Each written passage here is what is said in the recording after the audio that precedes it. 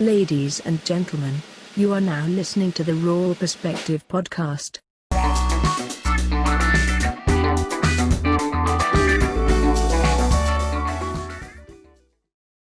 Yeah, I think America has a very weird proportion system when it comes to food. Yeah.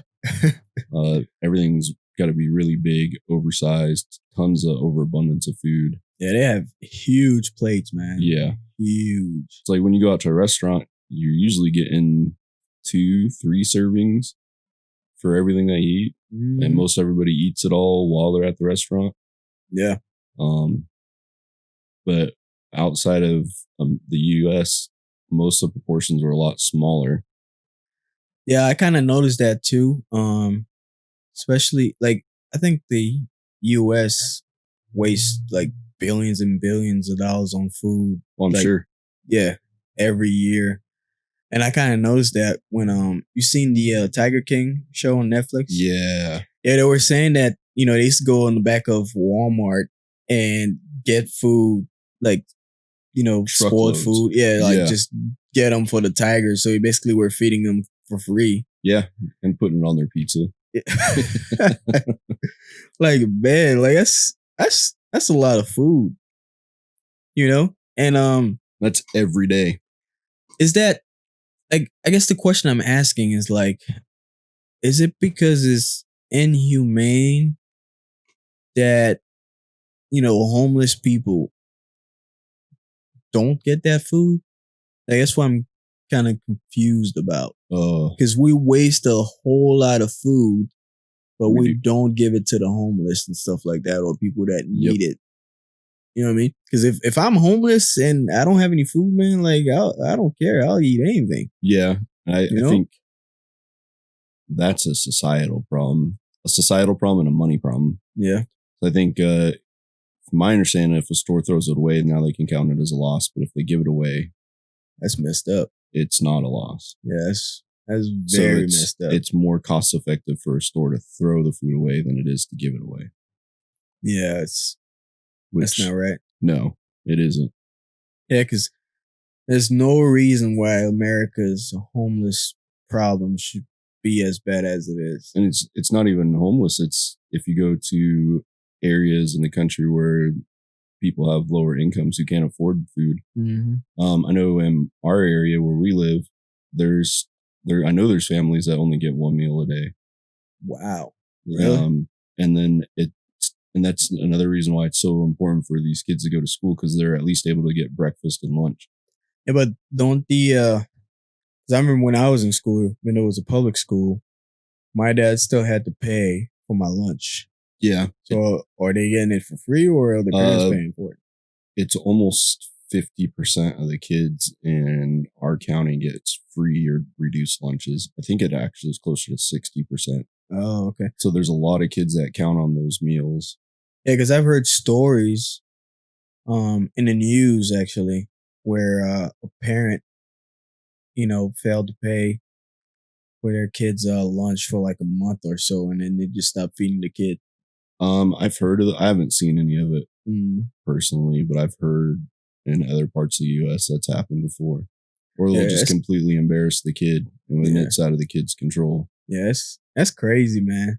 Like, you know, you got kids in school and, you know, parents can't afford to feed them, and, you know, everybody else is eating in the cafeteria. Yep. And they're just sitting there watching and crying and stuff like that. Yeah. That's sad. And I think that's a huge societal problem when we can waste this overabundance of food that we do have.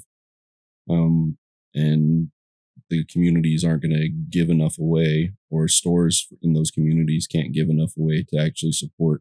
Yeah, because the food in the schools is not like it's premium food, you know. No. It's like MRE food, you know what I'm saying? Like, so it's not like they're eating great.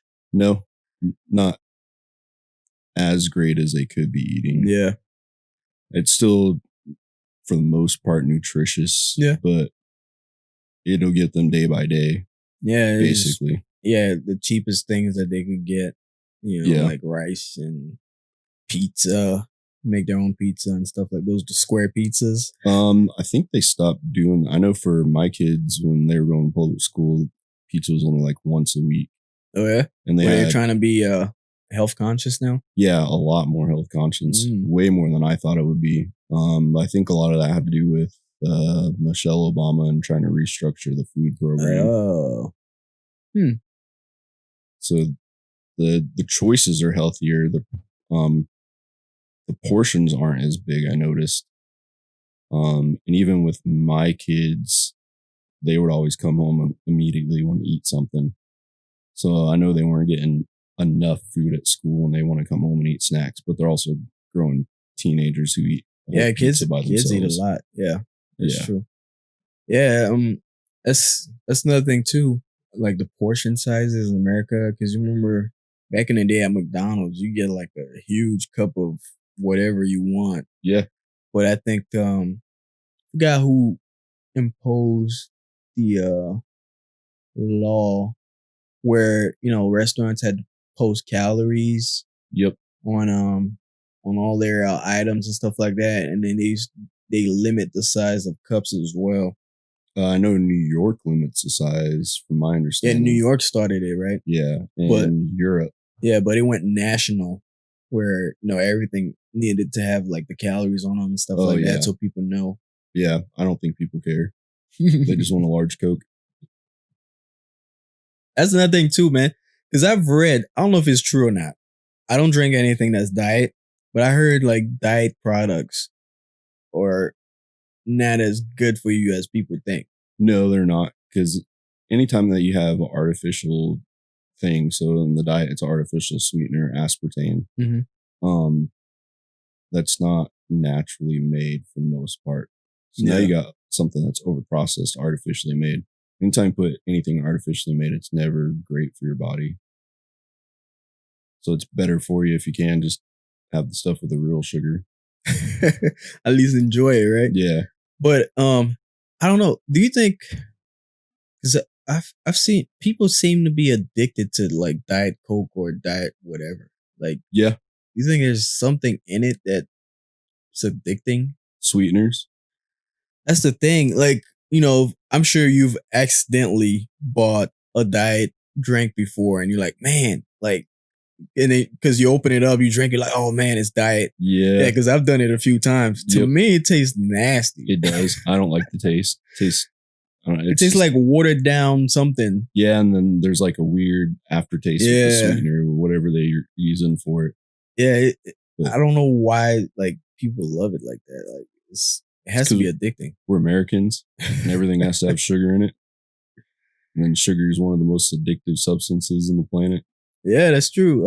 I've heard it's more addicting than cocaine. Yeah, actually. And one of the weird things too, when you haven't had sugar in a while, like your body starts giving you signs. Yep. Like, hey, you need some sugar. Yeah. You know what I mean? Like you start craving it. Just like having no caffeine for a while. If you're used to caffeine, sugar does the same kind of side effects. I get that experience with meat as well. Yeah. Like when I haven't had, protein or whatever in a while.